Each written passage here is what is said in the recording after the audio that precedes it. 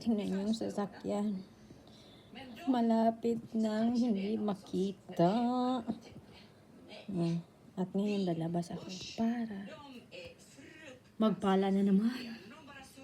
Ayan, parang sa hita ko na yata yan. Level ng hita ko na yan. Kasi na wala na yung fence Yan yung fence Wala na talaga. Wala na pag-asa ang daanan pa. Na ako. Punta na ako sa baba. Mag-costume na ako para mag-start na ako magpala. Yung isang sasakyan namin. Tingnan nyo. Wow. Wow, malapit nang mawala. Ay, Diyos.